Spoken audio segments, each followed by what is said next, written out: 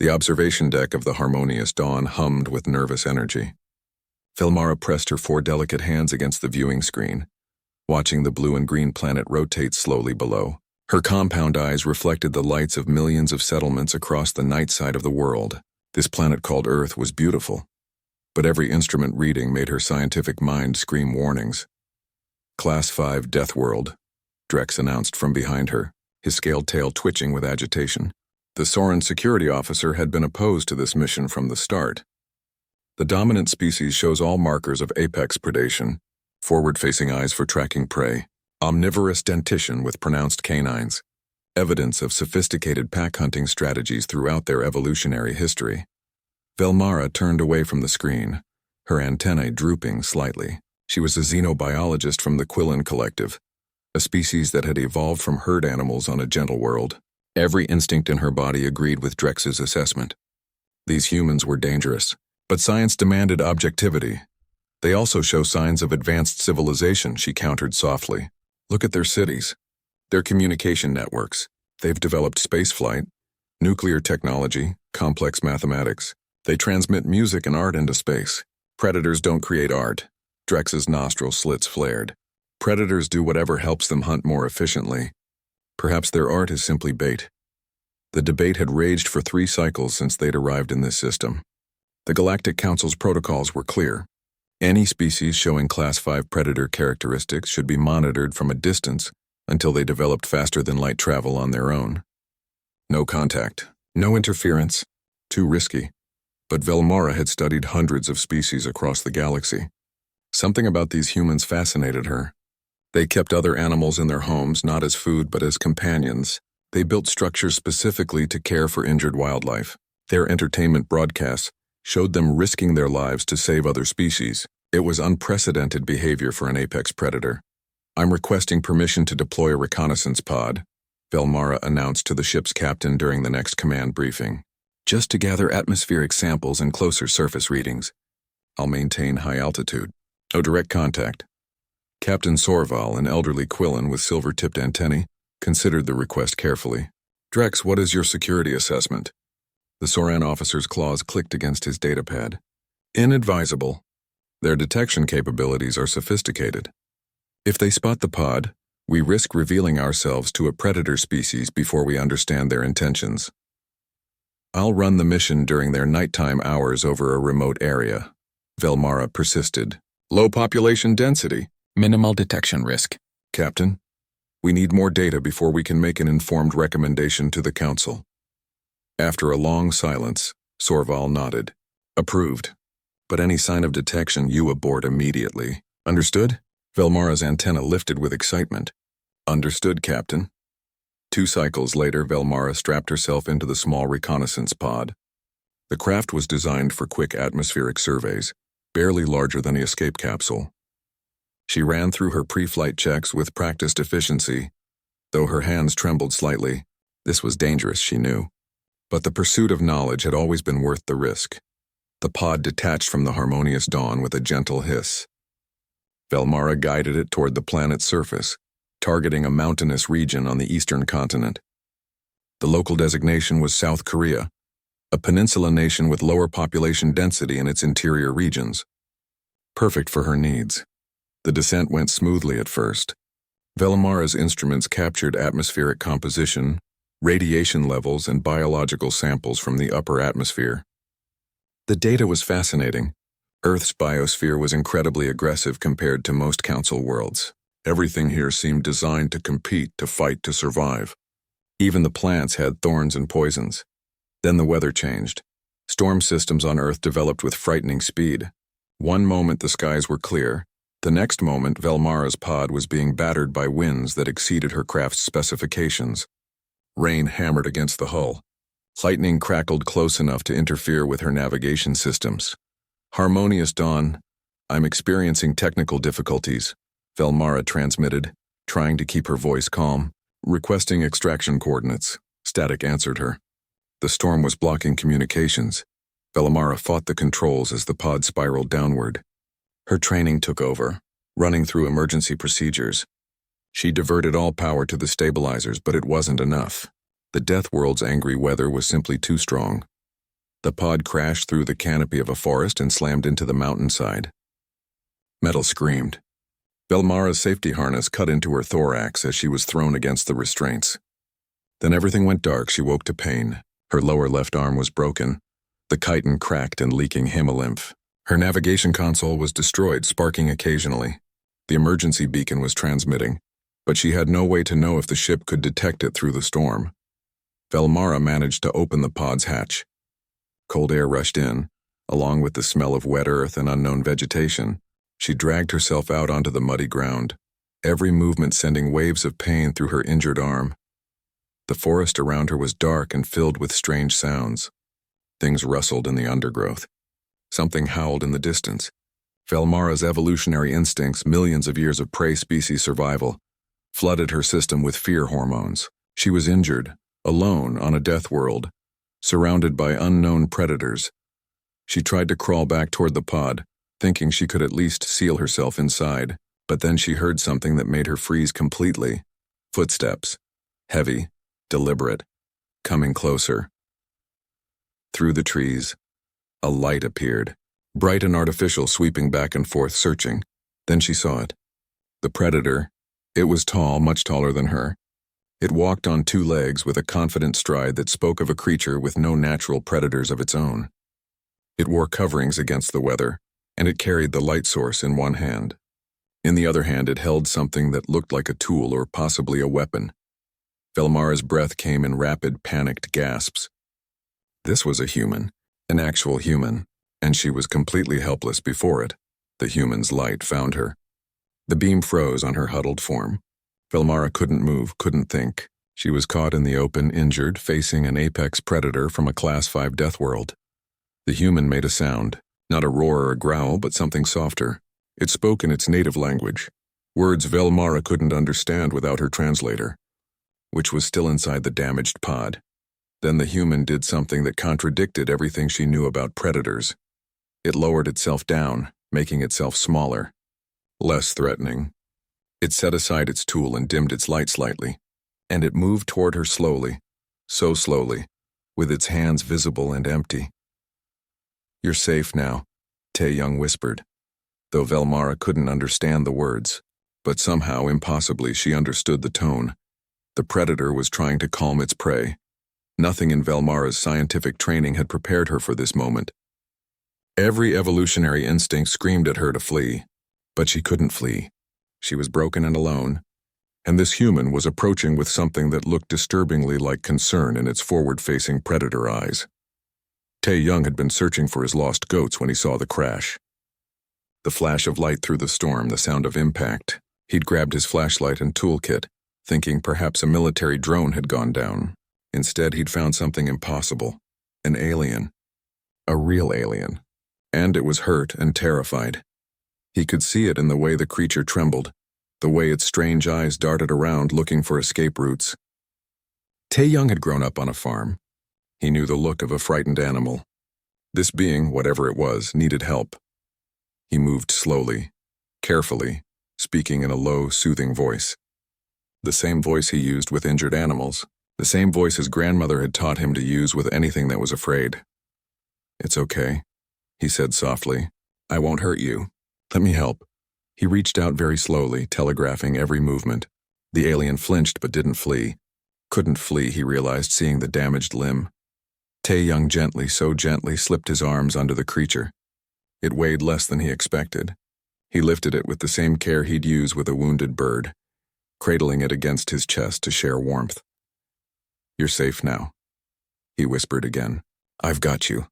And in that moment, on a mountainside in South Korea during a storm, the first real contact between humanity and the galactic community began not with grand speeches or diplomatic protocols, but with a farmer's gentle hands and a whispered promise of safety. Velmara, held in the arms of an apex predator, found herself doing something completely irrational, something that defied millions of years of evolutionary programming. She stopped struggling and let the human carry her into the night.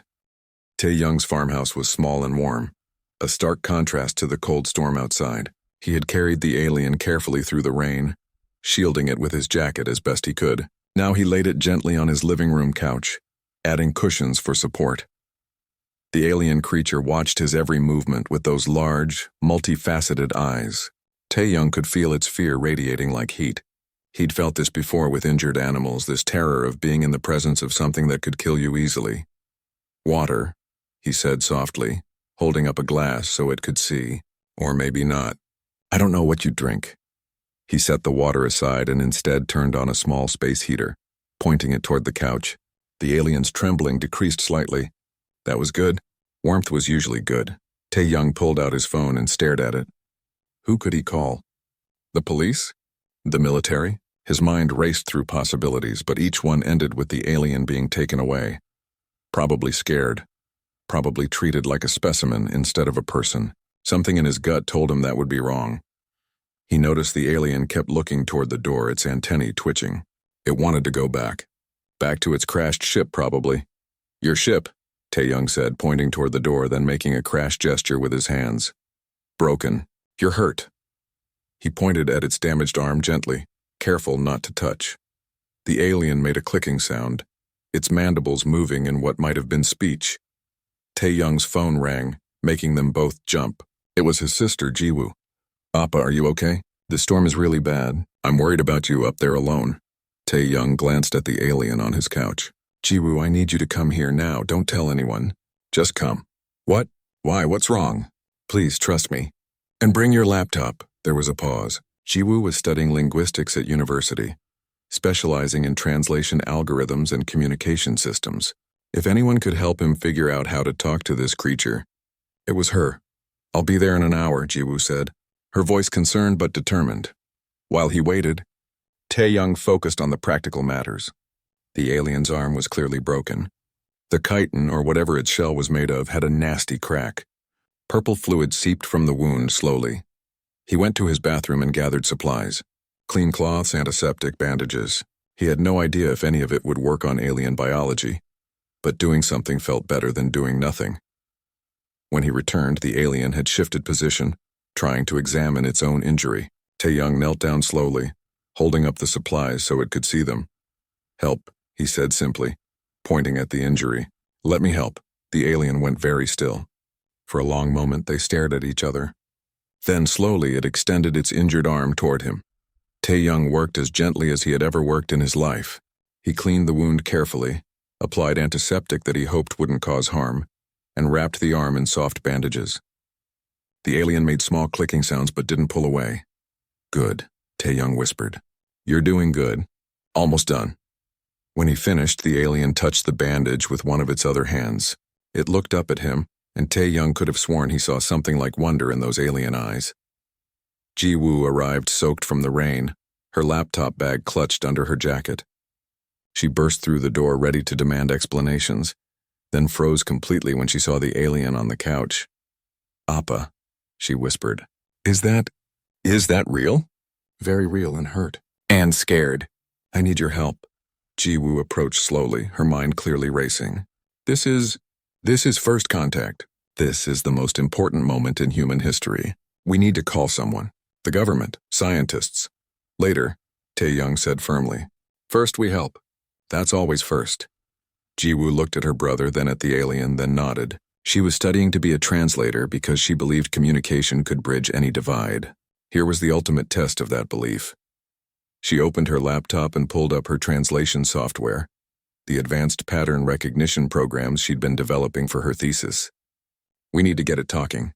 See if there's any mathematical basis to its language we can decode. But the alien was already moving. It reached toward a device attached to what might have been its belt. The device was damaged but still glowing faintly. With its good hands, it manipulated something on the surface. Suddenly, a holographic display appeared in the air. Jiwoo gasped. The display showed symbols, mathematical equations, and what looked like a star map. Then it showed images of different aliens alongside what must have been the words for each species in their respective languages. It's showing us how to communicate, Jiwoo breathed. It's a translation database. The alien manipulated the device again. A soft synthetic voice emerged from the device, speaking in stilted but understandable Korean. Greeting. Apology for intrusion. Crash was accidental. Mean no harm to your world. Tae-young and Jiwoo stared at each other in shock. Then Tae-young turned back to the alien and smiled. keeping his teeth covered to not look threatening. "Welcome to Earth," he said simply. "You're safe here." The alien's antennae perked up. "Safe? But you are predator species. I am prey species. You should want to harm me. This is nature." Jiwoo leaned forward, fascinated. "We were predators, yes. Our ancestors hunted. But we're not just our nature anymore. We choose how to act. Choose?" The alien's translator device processed the concept. "You can ignore instinct?" "Every day," Tae-young said. He stood and walked to a corner of the room where a dog bed lay empty. "I had a dog. We turned wolves, fierce predators, into friends, into family. We didn't conquer them. We loved them, and they loved us back." The alien absorbed this information silently. Its antennae drooped in what might have been sadness. "Your companion has died?" "Last year, but he had a good life. 15 years of walks and treats and belly rubs." Tae-young smiled at the memory. "We protect those we care about. That's what makes us human." "I am called Velmara," the alien said through the device.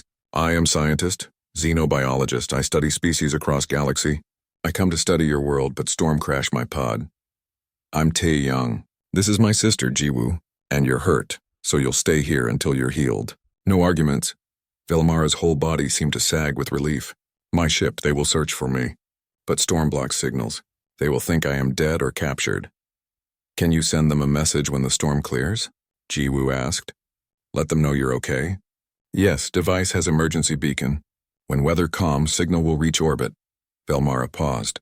"They will want to extract me, quickly. They will fear for my safety." "Because we're predators," Tae-young said, understanding. "Yes, they will think you keep me for food or experimentation. They will not believe predator species can show mercy to prey." Jiwoo and Tae-young exchanged glances. This was bigger than just helping one injured alien. This was about showing the entire galaxy who humans really were. "Then we need to show them," Jiwoo said firmly. "We need to document everything. Show them you're being treated well. Show them humans can be trusted." Over the next hours, as the storm continued to rage outside, an unlikely trio began to build understanding. Velmara explained about the Galactic Council, about the thousands of species spread across the stars, about the protocols for dealing with predator species. Tae-young told her about human history, about how humans had indeed been hunters but had also been protectors, about how they had domesticated dozens of species, not through cruelty but through partnership, about human doctors who spent their lives healing, human firefighters who ran into danger to save others, human volunteers who dedicated themselves to protecting endangered animals. "On your ship," Tae-young asked gently, "what did they tell you about humans?" "That you are Class 5 Deathworlders, apex predators, dangerous, that your planet produces more aggressive life forms than almost anywhere in galaxy, that your evolution was driven by constant competition and hunting."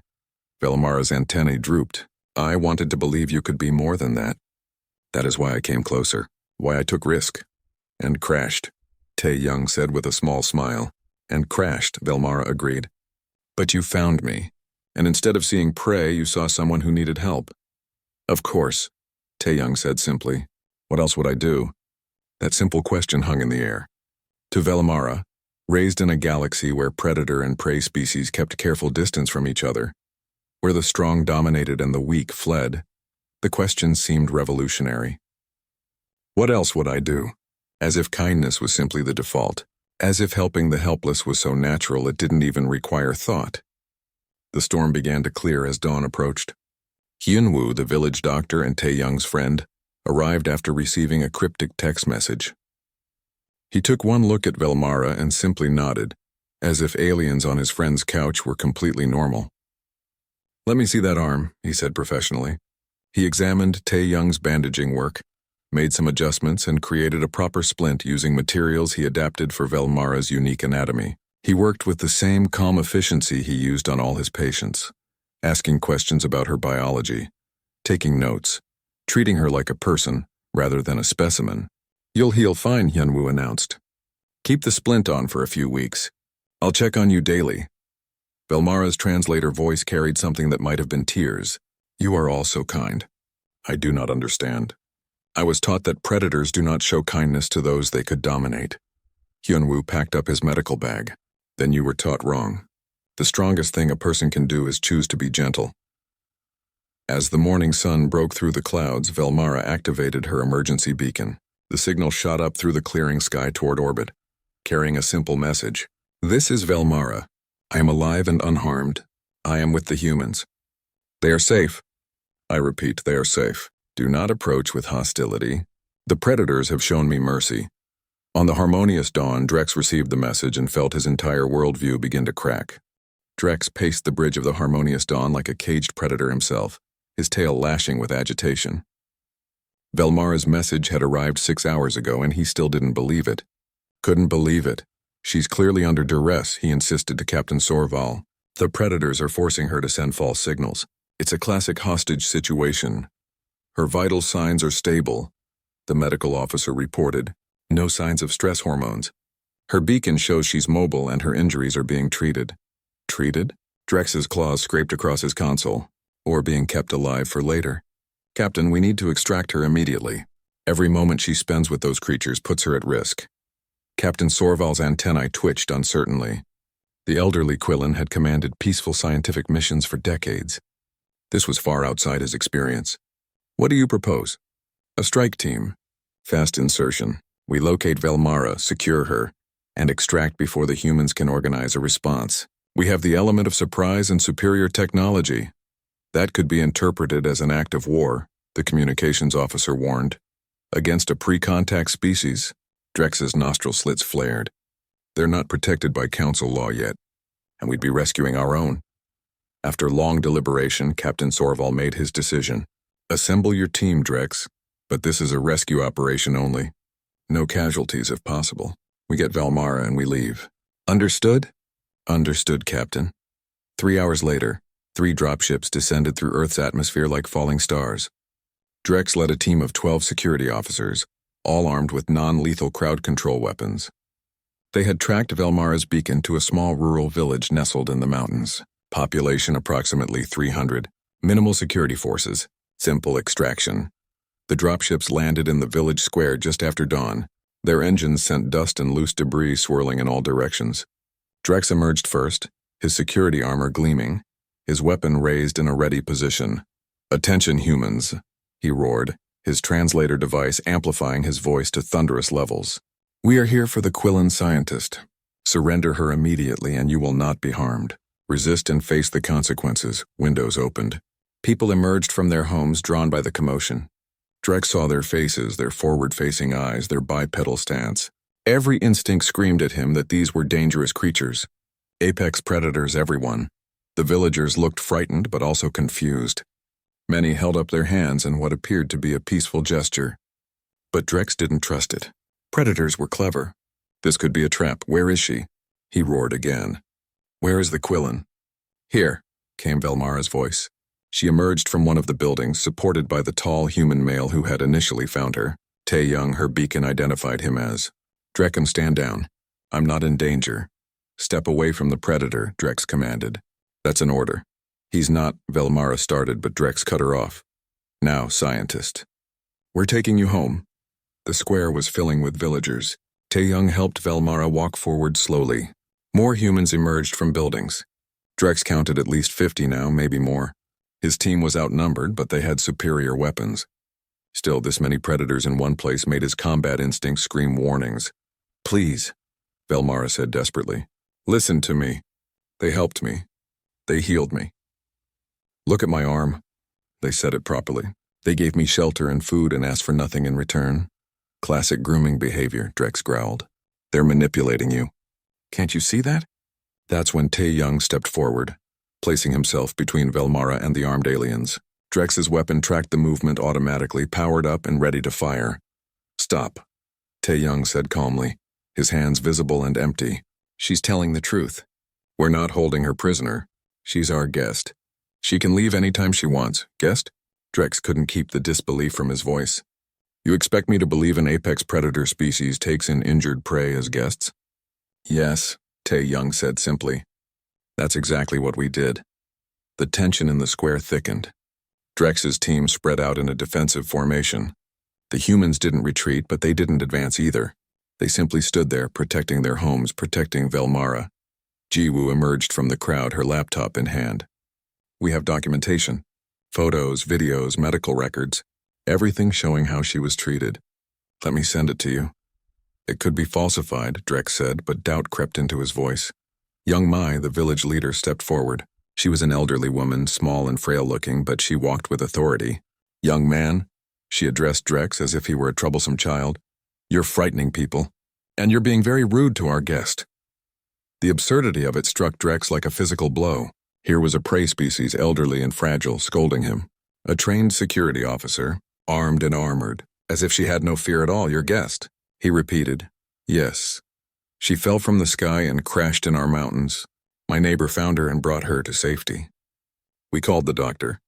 He treated her wounds. We gave her food and a warm place to sleep. This is what neighbors do. We're not neighbors, Drex said. We're not even the same species. Does that matter? Young Mai asked genuinely. Someone needed help. We helped. It's simple. It wasn't simple. Nothing about this was simple. Drex's entire understanding of how the galaxy worked was based on the clear divide between predator and prey species. Yet here were predators acting like prey, showing compassion instead of aggression. Then a child ran into the square. She was small, maybe 6 or 7 years old. She hadn't been told about the aliens yet. She ran toward the commotion, curious and fearless the way children everywhere often were. She ran straight toward Drex's position. Time seemed to slow. Drex saw his team members react, weapons tracking the movement automatically. In a combat situation, anything approaching fast could be a threat. His finger moved toward the trigger, instinct overriding thought. But then Sunho moved. The former soldier was faster than his middle-aged appearance suggested. He intercepted the child, scooped her up, and turned his back to Drex's team, shielding her with his own body. Hold fire, Sunho said calmly. She's just a child. She doesn't understand. He stood there, a human male protecting a young one, making himself a target to keep her safe. He didn't attack, didn't threaten, just stood there waiting to see what would happen. Drex's weapon lowered slowly. Take her inside. Sunho nodded and carried the confused child back toward the buildings. She peeked over his shoulder at the strange aliens, curious rather than frightened. You protected your young one, Drex said, trying to process what he'd just witnessed. From us. Of course, Sunho replied. That's what adults do. Velmara took advantage of the moment of calm. She approached Drex directly, her antennae high and steady. You need to see this. Really see this? Look around you. These humans could have dissected me. They could have called their military. They could have sold me to their governments or scientists. Instead, they put bandages on my arm and gave me soup. Soup? Drex said weakly. Soup, Velmara confirmed. They didn't know what I could eat, so they made gentle food. Easy to digest. They were worried about me. Hyunwoo emerged from his clinic, medical bag in hand. I need to check her arm. Is this going to be a problem? He directed the question at Drex, not with fear, but with the mild annoyance of a doctor whose patient care was being interrupted. He walked right up to Velmara, completely ignoring the armed aliens, and began examining her splint. Healing nicely, he announced. No infection. You're lucky Taeyong found you when he did. Much longer in that cold and you might have developed complications. Thank you, doctor, Velmara said warmly. Hyunwoo nodded and turned to Drex. Are you here to take her back to your ship? Because if so, I need to give you care instructions. The splint needs to stay on for 3 more weeks minimum. The complete lack of fear, the casual way these humans treated the situation, was more disarming than any weapon. Drex felt his certainty crumbling. Stand down, he ordered his team. The weapons lowered. Velmara, are you truly here of your own will? Yes, I crashed. They saved me. That's the truth, Drex, the simple, impossible truth. Young Mi approached again, this time carrying a large container. You came a long way. You must be hungry. I made extra breakfast. Rice, vegetables, some protein. I don't know what you eat, but there's variety. She offered food to armed soldiers who had just threatened her village. Drex stared at the container as if it might explode. This is a trick, he said, but his voice lacked conviction. It's breakfast, Young Mi corrected. And hospitality. You came for your friend, we understand. But she's safe. So put down your weapons and eat. Then you can talk like civilized beings. I could destroy this village, Drex said, trying to reassert some sense of control. Yes, Young Mi agreed calmly. You could, but you won't. Because you're not a monster. You're a soldier worried about your friend. That's honorable. So honor us with your trust, just for a meal. Drex looked at his team. They looked as confused as he felt. He looked at Velmara, who nodded encouragingly. He looked at Tae-Young, who had risked his life to protect someone not even of his own species. Slowly, Drex deactivated his weapon and secured it. His team followed his lead. "One meal," he said gruffly. "Then we talk." Young Mi smiled. "One meal. That's all it takes to start understanding each other." As the aliens were led to tables hastily set up in the square, as villagers brought out food and water, as children watched with curious eyes instead of fearful ones, something fundamental shifted. The hunters had arrived ready for battle, but they found themselves sitting down to breakfast instead. And Tae-Young, standing beside Velmara, whispered to her, "See, I told you. You're safe now. You always were." Drex heard the whisper, and for the first time since arriving on Earth, he wondered if maybe, just maybe, the reports about humans had been wrong. Not wrong about them being predators. Wrong about what that meant. The village square had transformed from a standoff zone into an impromptu dining hall. Drex sat at a wooden table, his armor feeling suddenly too heavy, too aggressive. Around him, his security team ate carefully, still wary but no longer hostile. The food was simple but good. Rice, vegetables, some kind of protein that had been prepared mildly. Young Mi had been right to offer variety. Different team members had different dietary needs, and somehow the humans had accommodated all of them, without asking detailed questions. "How did you know what to prepare?" Drex asked young Mai, who sat across from him with the comfortable authority of someone completely at ease. "I didn't," she admitted, "so I prepared many options. When you don't know, you offer choices. It's not complicated, but it was complicated," Drex thought. His people would never have offered food to potential enemies. They would have established dominance, set boundaries, extracted information. These humans just fed them. Tae-Young sat nearby with Velmara, helping her eat with her injured arm. The casual intimacy of it, a predator helping prey with such gentleness, continued to baffle Drex's understanding of how the universe worked. "I need to understand," Drex said finally. "I need to understand how this is possible.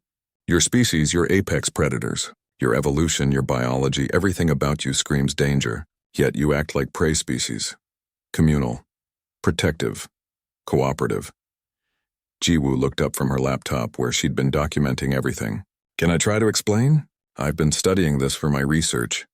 Drex nodded, grateful for any explanation that might make sense of this chaos.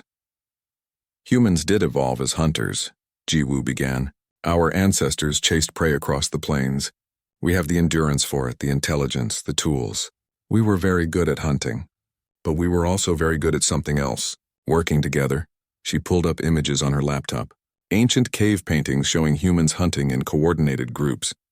We couldn't take down large prey alone. We were too small, too weak individually.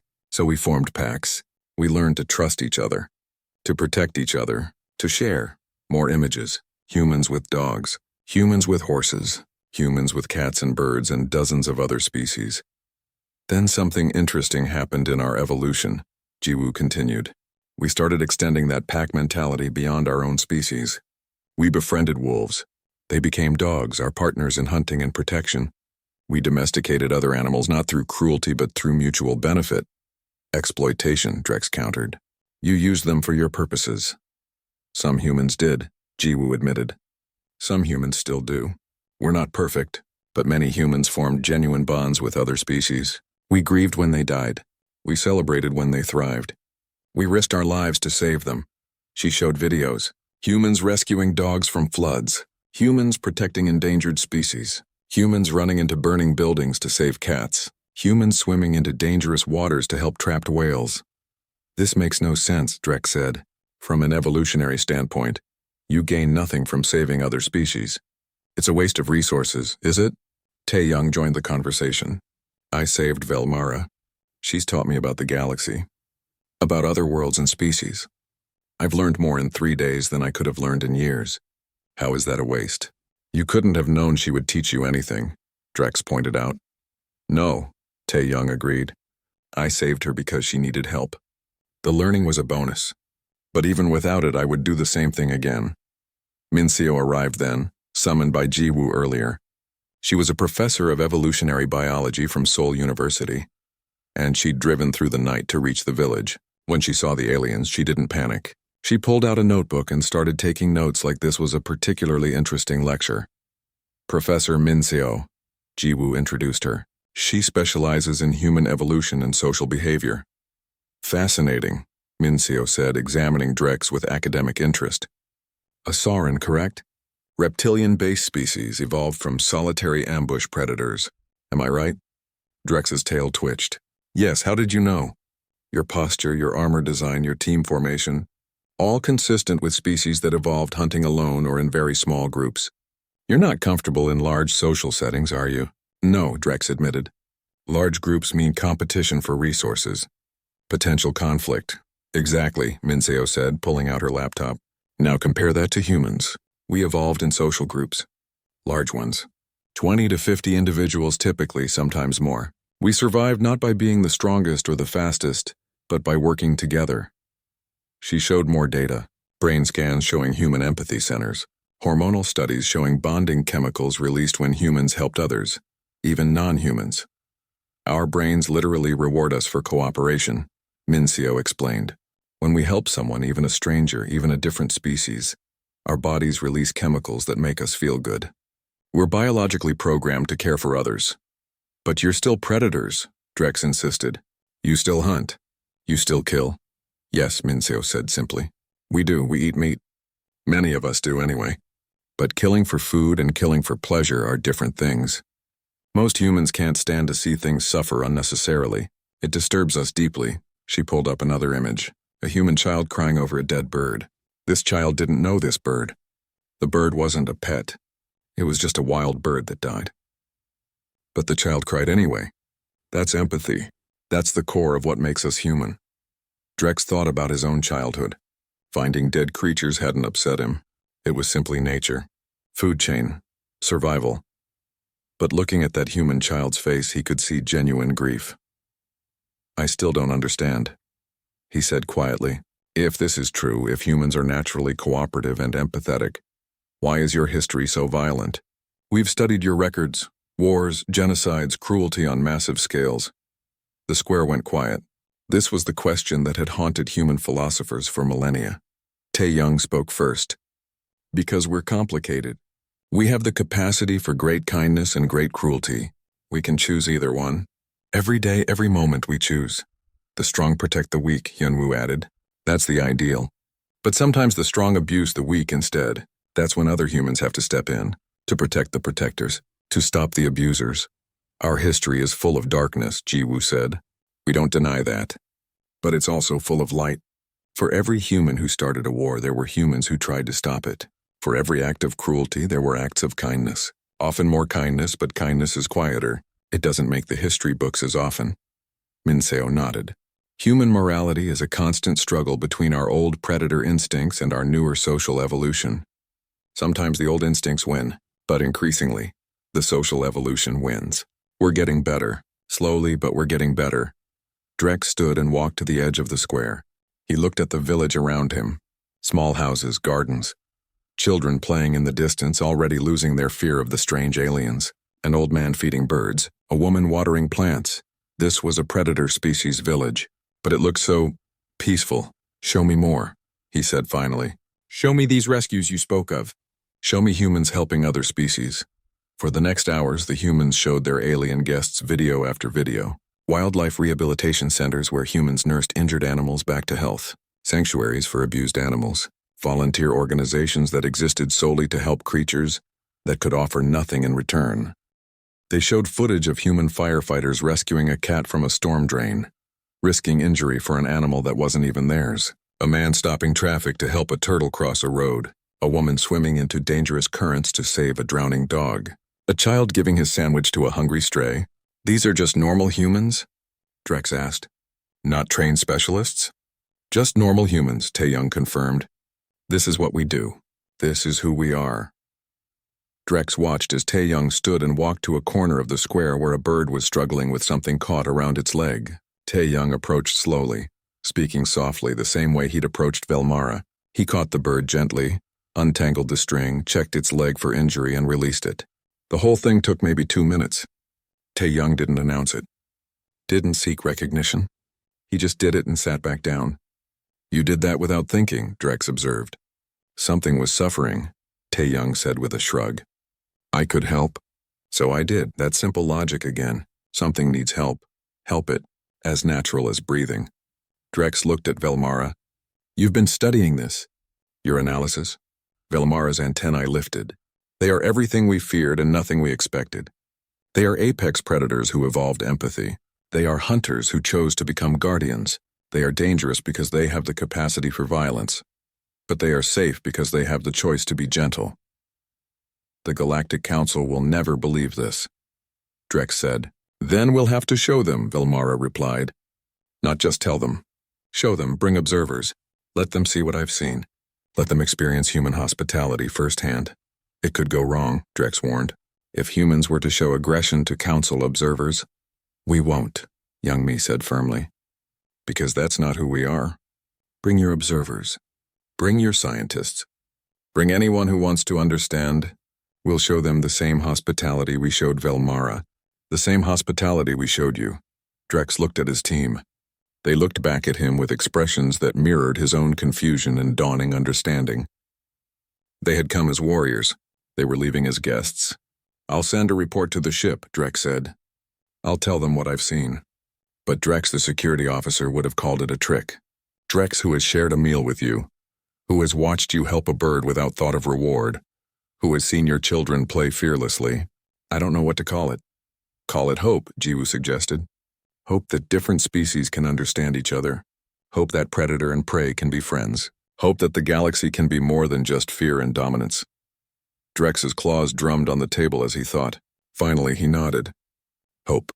Yes, I'll tell them there is hope here.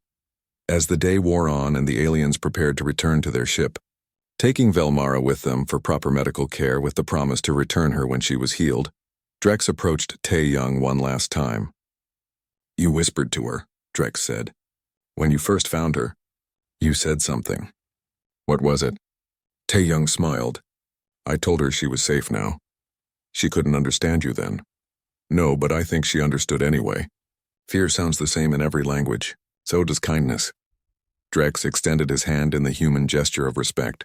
Tae-young took it without hesitation.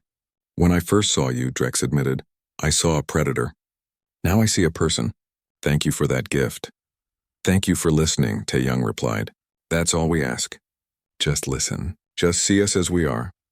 As the dropships lifted off, carrying Velmara back to her ship with promises to return, Drex looked down at the small village below, a predator species settlement, but also a home, a community, a place where kindness lived alongside strength. The nature of predators, he realized, was not fixed. It could evolve, it could choose, and humans had chosen to be more than their teeth and claws suggested. 6 months had passed since Velmara's crash landing. 6 months of careful diplomacy, cultural exchange, and slow building of trust. The Galactic Council had debated endlessly about what to do with humanity. Some members pushed for immediate quarantine. Others argued for cautious contact. A few, inspired by Velmara's reports and Drex's testimony, advocated for full diplomatic recognition. Now, humanity's fate would be decided at the Apex Station, the massive orbital platform that served as the Council's primary meeting place. Representatives from hundreds of species had gathered to judge whether humans could be trusted to join the galactic community. Tae-young stood in the observation deck of Earth's first diplomatic vessel, the Unity. He had never imagined leaving Earth, let alone traveling to the stars. But when the Korean government had asked him to be part of the delegation, he couldn't refuse. This wasn't about politics for him. It was about showing other species the truth about humanity. Nervous? Jiwoo asked, standing beside him. She had been appointed as one of Earth's xenolinguists, a role she'd trained her whole life for without knowing it. Terrified, Tae-young admitted. What if I say the wrong thing? What if they decide we're too dangerous? Then we show them the same thing you showed Velmara, Jiwoo said. We show them who we are. No pretense, just truth. Hajun, the captain of the Unity, approached them.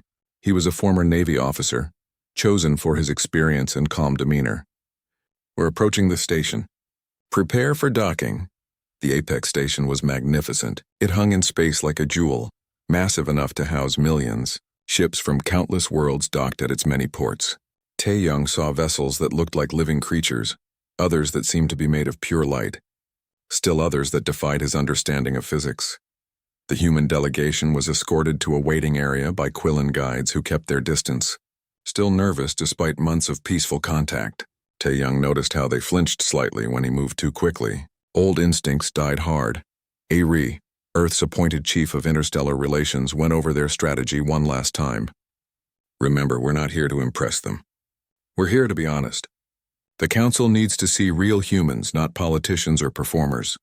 The council chamber was enormous. Hundreds of representatives sat in tiered galleries surrounding a central presentation space. Tae-young had never seen so many different forms of life. Beings that floated, beings that scuttled, beings that seemed to shift between states of matter.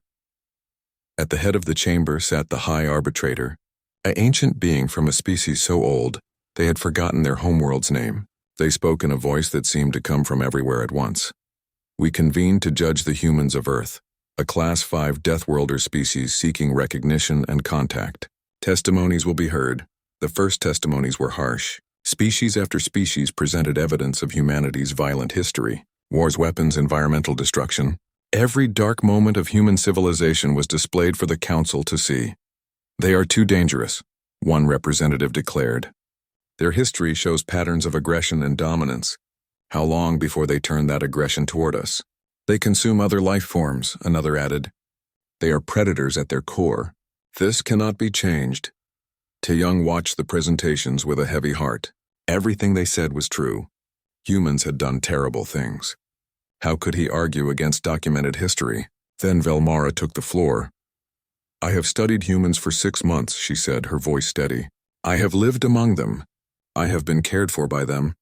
Yes, they are predators. Yes, they have capacity for violence. But I have also seen their capacity for kindness. She showed images of her time on Earth. Tae-young carrying her through the storm. Hyunwoo treating her injuries. Young Mi offering food. Children playing with her once their fear faded. They could have dissected me, Velmara continued. They could have imprisoned me. They could have used me for their own advancement. Instead, they healed me. They protected me. They asked for nothing in return except understanding. Drek stood next. I came to Earth expecting monsters. I found people. Complicated people, yes. Dangerous people, yes. But people who choose kindness when they could choose cruelty. That choice matters. Other testimonies followed. Minaseo presented her research on human empathy. Jiwoo showed documentation of human wildlife conservation efforts. Ha-jun testified about Earth's readiness for peaceful cooperation, but the council remained skeptical. History was history. Biology was biology. How could they trust predators? Then the High Arbitrator spoke. The human delegation may address the council directly. Ari stepped forward, but Tae-young gently touched her arm. Let me, he said quietly. She looked at him in surprise but stepped aside. Tae-young walked to the center of the chamber, suddenly aware of hundreds of eyes upon him. Not all were arranged like human eyes, but they were all watching, judging. My name is Tae-young, he began. I'm a farmer. I grow vegetables and raise a few animals. I'm not a politician or a scientist. I'm just a person. But maybe that's what you need to hear from. Not our best, but our normal. He saw some council members lean forward with interest. You've seen our history. The wars, the cruelty, all of it. I won't pretend it didn't happen. It did. We did terrible things to each other and to our world. But here's what your reports might not show. For every war, there were millions of people working for peace. For every act of cruelty, there were acts of kindness. More acts of kindness, actually. It's just that kindness is quieter. He pulled up images on the chamber's display. His own images from his phone. His old dog. His garden. His sister. His village. I had a dog once. His name was Bori. My ancestors turned wolves into dogs thousands of years ago. We didn't conquer them. We befriended them. And Bori was my best friend for 15 years. When he died, I cried. I'm a predator, supposedly. But I cried for days. Some council members shifted uncomfortably. The concept seemed foreign to many of them. When Velmara crashed on my mountain, I could have called the military. I could have become famous. I could have sold her to scientists. Instead, I carried her to my home and bandaged her arm. Not because I'm a hero, because she was hurt and I could help. That's it. That's the whole reason. He looked around the chamber at the assembled representatives. You want to know if humans can be trusted? I can't answer that. Some humans can't be trusted. Some will lie and cheat and hurt others, just like some members of your species probably can't be trusted either. We're not perfect. We're just people trying to do better. The chamber was silent. Tae-young took a breath and continued. But here's what I can promise. If you join with us, if you let us be part of your community, we will protect you.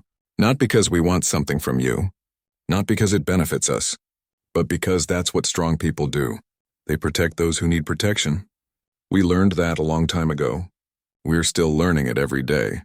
He started to return to his seat, but the High Arbitrator stopped him. Wait, you speak of protection, but how can prey species trust predator protection? How do we know you won't turn on us? Tae-young thought about how to answer. Then he simply told the truth. You don't know. You have to trust. Just like Velmara had to trust me in that storm. Just like Drex had to trust us when he landed in our village. Trust isn't about knowing. It's about choosing to believe despite uncertainty. Before the High Arbitrator could respond, alarms blared throughout the station. Emergency alert, the station's AI announced. Distress signal received. Refugee transport under attack. Pirate vessels. All security forces respond. The chamber erupted into chaos. Representatives shouted questions. Security forces mobilized. Hajun was already checking his communications. The refugee ship is 2 hours away from the nearest council security force, he reported. They won't make it. The pirates are tearing them apart. Where are the refugees from? Ari asked. Quillan Colony World, Hajun said. Same species as Velmara. Fleeing conflict. Mostly civilians, including children. Velmara's antennae dropped in distress. My people, they're terrified. The pirates will take them as slaves. Hajun checked his display. We're 20 minutes away. We could reach them. One human ship against pirate fleet? Another council member scoffed. You would be destroyed. Maybe, Hajun said. Maybe not. But we won't know unless we try. The High Arbitrator's voice boomed. This council cannot authorize human military intervention. You are not recognized members. You have no jurisdiction. Tae-young looked at Ari. She looked at Hajun. They all knew what would happen if they disobeyed. It would confirm every fear the council had about human aggression. But there were children on that ship. Captain, Ari said quietly. You have authorization from Earth's government. The council doesn't command us yet. Do what you think is right, Hajun nodded once. All human personnel to the Unity. We launch immediately. The delegation rushed from the chamber. Behind them, the council erupted in argument. Some demanded the humans be stopped. Others were curious to see what would happen. A few Velmara among them simply hoped. The Unity launched with unusual speed. Hajun pushed the engines beyond recommended safety limits. Every second counted.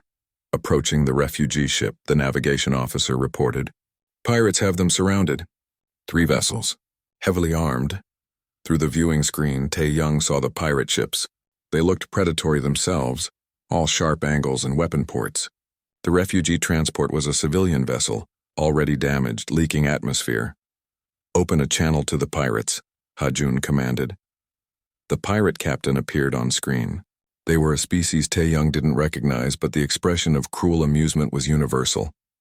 This prize is claimed, the pirate captain snarled. Move away or be destroyed. Release the refugees, Hajun said calmly. Leave now and we won't pursue, the pirate captain laughed. You think one ship can stop us? You don't even have weapons charged. We don't need weapons, Hajun said. Do you know what we are? The pirate captain looked more closely at the ship's identification. Then their expression changed. Fear replaced amusement. Class 5 Deathworlders, Hajun said. Earth humans. Apex predators from a world so dangerous it's on the Council's extreme caution list. We're new here, so maybe you haven't heard about us yet, but you're about to learn. The Unity accelerated directly toward the nearest pirate vessel. No weapons firing, just raw intimidation. They're bluffing, one of the pirates said, are they? Hajun transmitted images of Earth. Sharks, lions, bears, humans hunting mammoths. Humans surviving in deserts and tundras. Humans climbing mountains just because they were there. We evolved on a planet where everything tried to kill us, Hajun continued. We learned to fight. We learned to hunt. We learned to survive no matter what. And now we're here, in space with ships, with weapons we haven't even shown you yet. Do you really want to find out what happens when you threaten people under our protection? It was all bluff. The Unity had minimal weapons, but the pirates didn't know that. They saw a ship full of creatures from a Class 5 death world. Creatures willing to charge straight at superior firepower. The pirate ships broke formation and ran. Hajun allowed himself a small smile. Reputation is its own weapon. The Unity pulled alongside the damaged refugee transport. Hajun opened a channel. This is the Earthship Unity. We're here to help. Please don't be afraid. The response came in panicked Quillen. Stay away, you're predators! You'll hurt us! Tae-Young stepped forward. Velmara, can you talk to them? Velmara took the communication station. This is Velmara of the Harmonious Dawn. I know these humans. They saved my life. They will save yours. Please let them help. The refugee captain's voice shook. How do we know we can trust them? Tae-Young leaned toward the microphone. You don't know. You have to trust. Just like I'm asking the council to trust us. But here's what I can promise. We're coming over there. We're going to fix your ship. We're going to make sure your children are safe. And we're not going to hurt you. You're safe now, those words. The same words he'd whispered to Velmara in the storm. The words that had started everything. The refugee captain hesitated, then made their choice. Please help us. For the next hours, the human crew worked frantically. They patched hull breaches. They stabilized life support. They treated injured refugees with supplies meant for humans but adapted on the fly. Jiwoo moved through the refugee ship, speaking gentle words of comfort in their language. Tae-Young found himself holding a young Quillen child who was crying for their parent. The child should have been terrified of him. Instead, they clung to him while he made soft, soothing sounds and gently rocked them. You're safe now, he whispered. We won't let anything hurt you. The child's parent found them shortly after. They froze when they saw their offspring in the arms of a predator. But the child reached toward them happily, unharmed, comforted. Thank you, the parent whispered, taking their child. We all thought, I know, Tae-Young said, but we're not what you thought. We're just people who help when people need help. When the Unity finally escorted the refugee ship back to Apex Station, the entire council was waiting. They had watched everything through the ship's external cameras. They had heard every word. The High Arbitrator spoke. The council has witnessed human action under pressure. You faced violence with the threat of violence but chose not to commit it. You aided species not your own at risk to yourselves. You asked for no payment, no recognition, no advantage. Tae-Young stood before the council again, this time covered in dust and exhaustion from the rescue. You said you would protect us, the High Arbitrator continued. You said the strong protect the weak. You have demonstrated this truth. The question remains, why? Tae-Young thought of Bori, his old dog. He thought of Velmara in the storm. He thought of the child clinging to him on the refugee ship. Because someone has to, he said simply. Because we can. Because it's right. We're predators, yes. We're dangerous, yes. But we're also people who chose to become guardians instead of monsters. Every day we make that choice. Every day we choose to be better than our instincts. The High Arbitrator was silent for a long moment. Then they rose. The Galactic Council recognizes humanity. You are granted full membership with all rights and responsibilities. Welcome to the community of stars, guardians of Earth. The chamber erupted. Some in celebration, some in protest, many simply in shock. But the decision was made. Velmara approached Tae-Young, her antennae high. You did it. You showed them. We did it, Tae-Young corrected. All of us together. Drex joined them. I was wrong about your species. I'm grateful to be wrong. You weren't completely wrong, Tae-Young admitted. We are dangerous. But danger isn't the same as evil. Being strong doesn't mean being cruel. 6 months later, Tae-Young returned to his farm, but it wasn't quiet anymore. Velmara had built a research station nearby. Other species visited regularly, their initial fear fading as they experienced human hospitality. Tae-Young stood in his garden one evening, teaching a group of young aliens, including several Quillen children, how to care for Earth vegetables. A dog descended from Bori's line lay peacefully nearby. One of the Quillen children, initially terrified of the dog, now sat petting it gently while the dog's tail wagged. See? Tae-Young said softly. Not scary, just different. Like us. Velmara approached, her arm fully healed now. The council wants you to come back. They want you to train other humans in diplomacy. I'm just a farmer, Tae-young protested. You're the man who whispered to a frightened alien that she was safe, Velmara replied.